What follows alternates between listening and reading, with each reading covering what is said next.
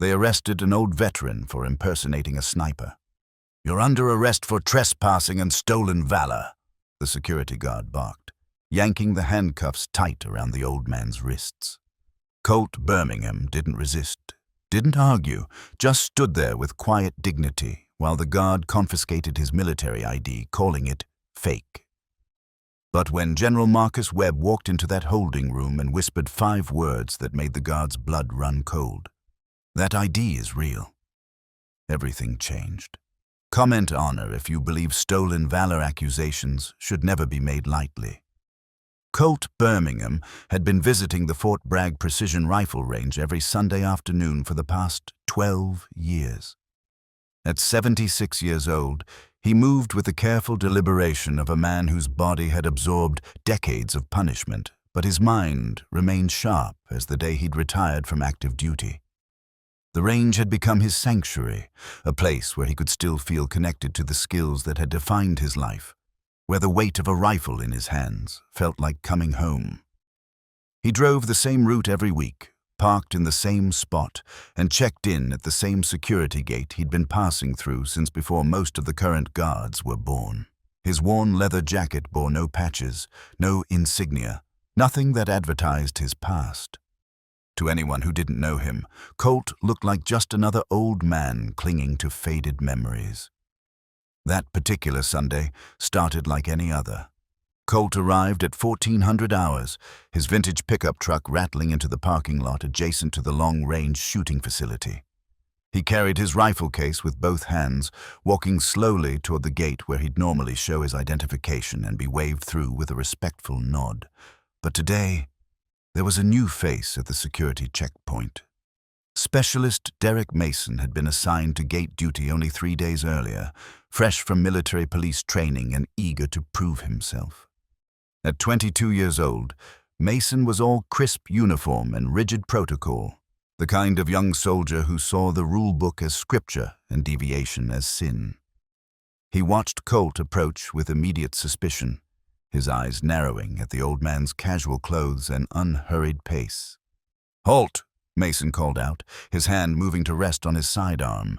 "This is a restricted military facility. State your business." Colt stopped, surprised by the aggressive tone, but not particularly concerned. "I'm here for range time," he said quietly, his voice raspy from age and too many years of breathing gun smoke. "I have clearance. Been coming here for over a decade." He reached slowly into his jacket pocket, careful not to make any sudden movements, and withdrew his military identification card, along with his range authorization documents. Mason took the ID, studying it with obvious skepticism. The card was old, the plastic yellowed with age, the photo showing a younger Colt with darker hair and fewer wrinkles. But what really caught Mason's attention were the credentials listed on the card: Special Operations, Sniper, multiple citations for valor. Mason looked from the card to the old man in front of him and made a decision that would haunt him for years to come. "This ID is fake," he announced loudly, his voice carrying across the checkpoint. "No way someone your age has these credentials, and there's no way you're still cleared for this facility."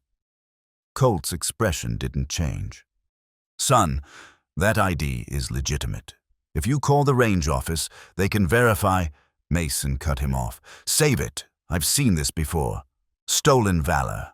Old guys buying fake military IDs online, pretending they were something they weren't. It's disgusting." Other guards had started to gather, drawn by Mason's raised voice. Colt stood perfectly still, his hands visible, his demeanor calm despite the accusation. "I'm not pretending anything. Just call the range master. His name is Colonel Stevens. He knows me." But Mason was already calling for backup on his radio, already committed to his narrative. "I've got a trespasser at Gate 3 claiming to be some kind of elite sniper, carrying a weapon, fake military ID, requesting immediate assistance." Within minutes, 2 more military police arrived, and Mason ordered them to secure Colt. "Sir, I need you to place your hands behind your back," one of the MPs said, his tone apologetic but firm. Colt complied without protest, allowing them to handcuff him. The metal was cold against his wrists, tight enough to be uncomfortable.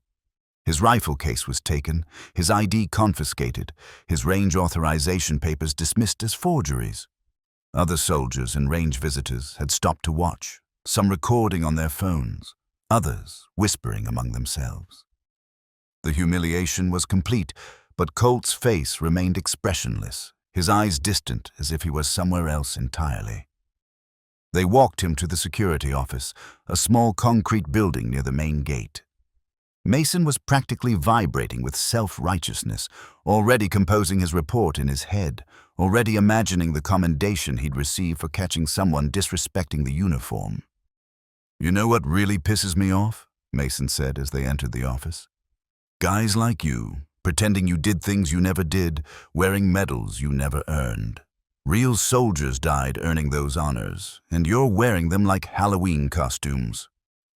Colt finally looked directly at Mason, and something in that gaze made the young specialist momentarily uncomfortable. The old man's eyes were pale blue, cold as winter ice, and held depths that Mason couldn't begin to understand. But Colt said nothing. He simply sat in the chair they indicated, his cuffed hands resting in his lap, and waited. Mason called his supervisor, Sergeant First Class Rodriguez, explaining the situation with obvious pride in his voice. Rodriguez arrived 20 minutes later, took one look at the confiscated ID, and his expression immediately shifted to concern. "Mason, where exactly did you find this man?" Rodriguez asked carefully. "At Gate 3, Sergeant. He was trying to access the precision rifle range with fake credentials." Rodriguez picked up the ID, studying it more closely, and Colt saw recognition beginning to dawn in the sergeant's eyes. "Did you verify this ID with anyone before making the arrest?" Rodriguez asked, his voice tight. Mason hesitated. "I didn't need to, Sergeant. It's obviously fake. Look at him. He's got to be 70 years old. No way he's—" Rodriguez held up his hand, silencing Mason. "Did anyone else see you make this arrest?" Before Mason could answer, the door opened. General Marcus Webb entered the security office, and every person in the room snapped to attention except Colt, who remained seated, his cuffed hands preventing the proper respect. Webb was an imposing figure even at 63, his uniform decorated with ribbons that told stories of 3 decades of distinguished service. He'd been visiting Fort Bragg for an inspection tour when he'd heard chatter on the radio about an incident at the range gate. Something about the description, an old man claiming to be a sniper, had triggered his curiosity. Webb stepped into the office, his eyes scanning the room until they landed on Colt, sitting cuffed in the chair. The general's entire body went rigid. The color drained from his face, his mouth opened slightly as if he'd been struck. "Dear God," Webb whispered. Rodriguez saluted.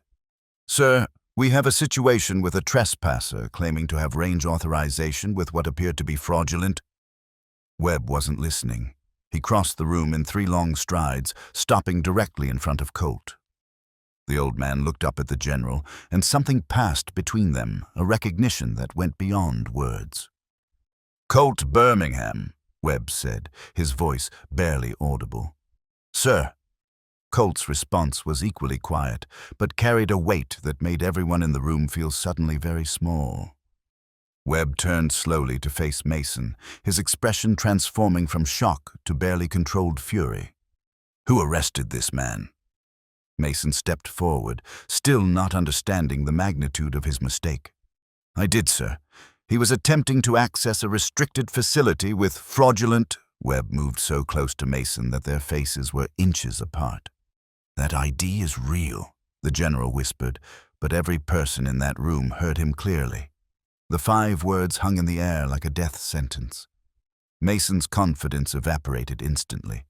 His face went from flushed with pride to pale with dawning horror. "Sir, I don't understand. Webb's voice, when he spoke again, was louder, harder, carrying the full weight of his authority. "Gunnery Sergeant Colt Birmingham, United States Marine Corps, retired. 26 years of active service. 5 tours in Vietnam, 2 in the Gulf War, 3 in Afghanistan. Marine Force reconnaissance. Scout. Sniper. 173 confirmed eliminations at ranges exceeding 1,000 meters. Navy Cross, 2 Silver Stars, 4 Bronze Stars with Valor Device, 3 Purple Hearts. With each word, Mason seemed to shrink. Instructor at the Marine Corps Scout Sniper School for 8 years. Trained over 600 snipers, 43 of whom are still active in special operations. Webb turned to Rodriguez. "Get those handcuffs off him right now." Rodriguez moved immediately, his hands shaking as he unlocked the cuffs. Colt rubbed his wrists slowly, the red marks already darkening to bruises. Webb knelt down, bringing himself to eye level with the seated veteran. "Sir, I apologize on behalf of the United States military for this disgraceful treatment. You have my word that this will be addressed." Colt nodded slightly. "Just a misunderstanding, General. The kid was doing his job." But Webb shook his head. "No, sir. His job was to verify credentials, not make assumptions. His job was to show respect, not rush to judgment." The general stood and turned back to Mason, his expression now cold and professional. "Specialist Mason, you are relieved of duty effective immediately. You will report to my temporary office in 1 hour, where we will discuss how a soldier under my command could make an arrest without proper verification." Mason tried to speak, his voice cracking. "Sir, I thought I was protecting the integrity of—" Webb cut him off with a look that could cut steel. "You thought an old man couldn't possibly be what his credentials claimed. You thought appearance determined worth. You thought you knew better than to follow proper protocol. Your thoughts nearly caused an international incident because Gunnery Sergeant Birmingham is not just any veteran. He is a living legend. He has been consulted on sniper doctrine that is still taught today. He has credentials and clearances that exceed mine in certain areas. And you arrested him like a common criminal." The general's voice dropped lower, more dangerous. "Do you have any idea how many enemies tried to kill this man and failed? Do you understand that he survived situations that would have destroyed lesser men? And you, a specialist with 3 days of gate duty experience, handcuffed him and called him a fraud." Colt stood slowly, his movements stiff. "General Webb, if I may." Webb immediately stepped back, giving Colt space. "It's all right, really.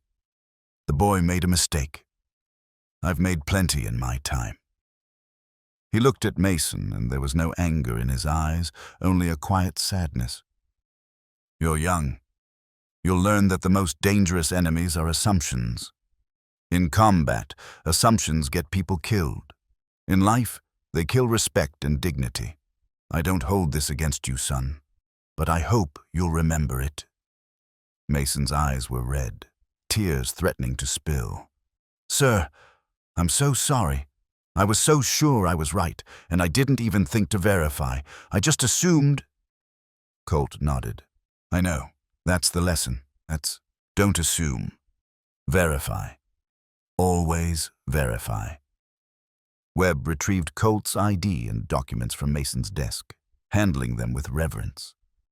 "Sir, your range time is waiting. Colonel Stevens has been notified, and he's clearing the entire range for your exclusive use for the rest of the day. It's the least we can do." Colt shook his head. "That's not necessary, General. I just want to shoot a few rounds like I do every Sunday. Don't need special treatment." But Webb insisted. "It's already done, sir, and I'd consider it an honor if you'd allow me to observe. I trained under Captain Richards at Quantico, and he spoke of you with reverence. Said you were the best he'd ever seen. I've wanted to meet you for 20 years. Colt's weathered face softened into a small smile. "Richards was a good officer. Lost him in Fallujah, if I remember right." Webb nodded. "Yes, sir.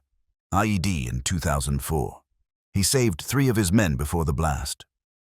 They walked together toward the range, Webb carrying Colt's rifle case, Rodriguez and several other officers following at a respectful distance.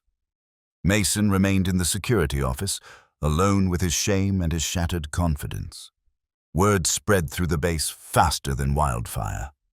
Within an hour, dozens of soldiers and officers had gathered near the precision rifle range, not close enough to interfere, but present enough to witness. Colonel Stevens met them at the range entrance, his face apologetic. "Colt, I heard what happened. I'm so damn sorry. I should have personally briefed the new security rotation about our regular visitors."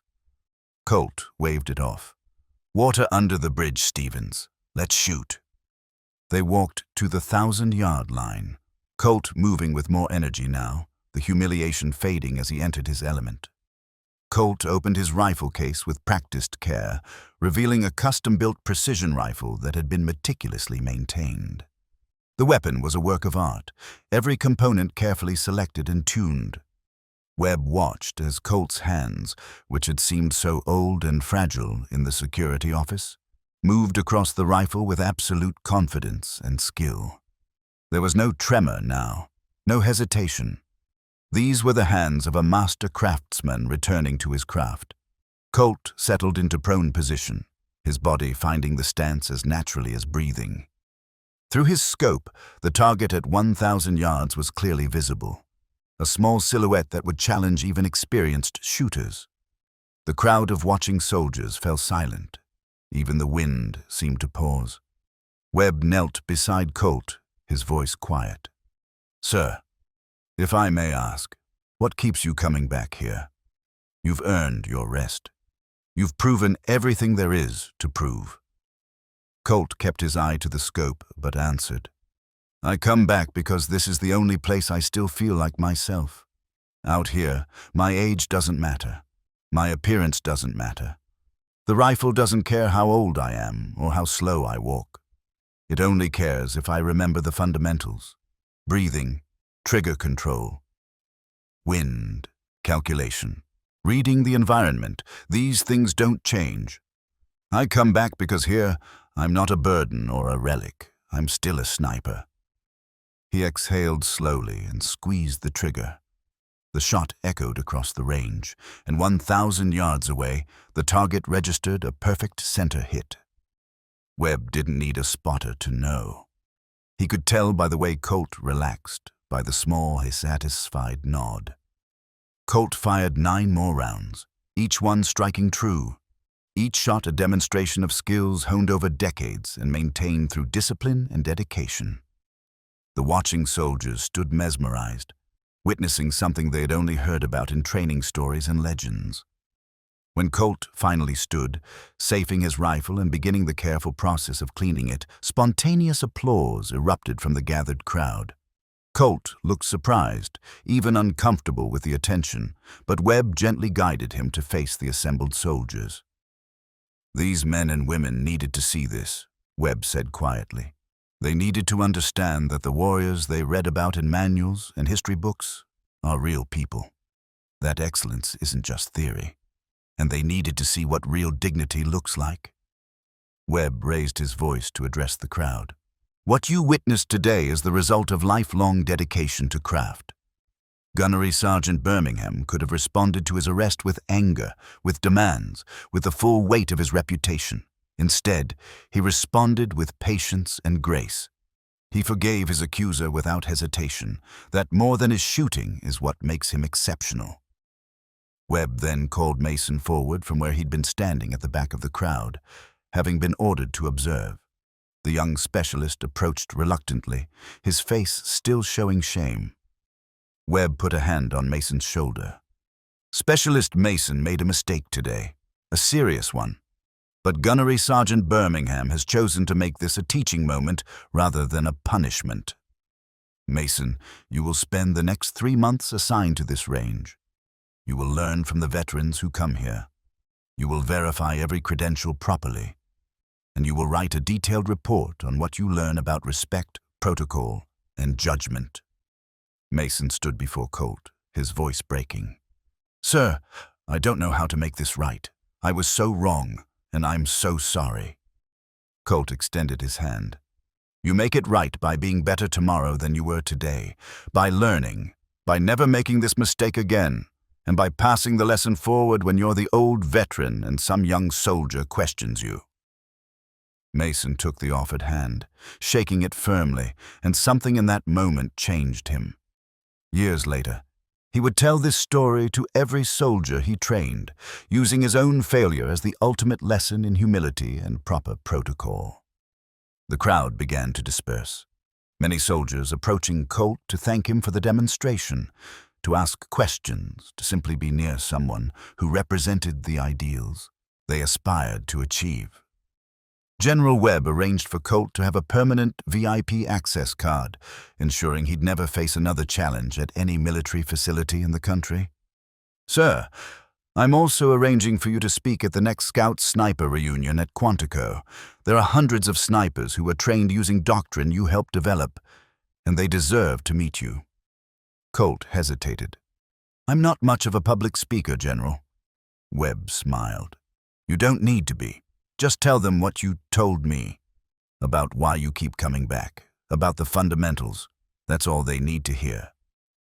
Before Colt left that day, Colonel Stevens presented him with something unexpected. "Colt, we've been working on this for a while, waiting for the right moment. The Range Command has voted unanimously to rename this facility." He unveiled a sign that would be mounted at the entrance. "The Gunnery Sergeant, Colt Birmingham Precision Rifle Range." Colt stared at the sign, his eyes glistening. "I don't know what to say." Stevens smiled. "Say you'll keep coming every Sunday. That's all we ask." The story of Colt Birmingham's arrest spread through military communities worldwide, becoming a cautionary tale taught in leadership courses and military police training. It became the ultimate example of why verification matters, why respect must be given before it can be earned, and why appearances are the least reliable measure of a person's worth. Mason, true to his word, completed his 3-month assignment at the range and went on to become an exceptional military police officer, known for his meticulous attention to proper procedure and his deep respect for veterans. He never forgot the day he handcuffed a legend, and he never let anyone else forget it either, using his story to prevent others from making the same mistake. Colt continued his Sunday visits until he was 84 years old, when his body finally refused to cooperate with his will. Even then, he came to the range in a wheelchair, watching younger snipers train, offering quiet advice when asked. When Colt Birmingham passed away at age 86, his funeral at Arlington National Cemetery was attended by over 2,000 people, including 3 generals, 47 active-duty snipers, hundreds of veterans he'd trained, and specialist Derek Mason, now a sergeant major, who helped carry the casket. General Webb, now retired himself, delivered the eulogy. "Colt Birmingham taught us that true warriors never stop being warriors. That age might slow the body, but it cannot diminish the spirit. That forgiveness is stronger than anger, and teaching is more powerful than punishment. He could have destroyed a young soldier's career with a single word, but instead he built that soldier into something better. That was Colt, always building, always teaching, always making everyone around him better simply by example." The precision rifle range that bore his name became a pilgrimage site for snipers from around the world. A place where the fundamentals were still taught, where excellence was still expected, and where appearance never, ever mattered more than skill. The lesson of Colt Birmingham endured long after the man himself was gone. Don't assume. Don't judge by appearance. Don't let pride override protocol. And always, always verify before you accuse. Because the quiet old man sitting in the corner might be the most dangerous person in the room. The humble veteran in worn clothes might have done things you can only imagine. The person you're dismissing might be the very person you should be honoring. Colt Birmingham proved that warriors don't stop being warriors just because they age, that respect is earned through character, not appearance, and that true dignity means forgiving those who disrespect you while teaching them to be better. His legacy wasn't just in the targets he hit or the enemies he eliminated. It was in the hundreds of soldiers he trained, the thousands he inspired, and the one young military police officer he forgave, teaching him a lesson that would shape the rest of his life and career. Subscribe to my channel if you believe every veteran deserves proper verification and respect before accusations are made. Share this story if you agree that we should never judge a warrior by their age or appearance, but always by their credentials, their character, and their service. Comment honor if you think stolen valor accusations should only be made after proper verification, never based on assumptions or prejudice. These men and women earned their status through sacrifice we cannot imagine, and the very least we owe them is the respect of verification before judgment.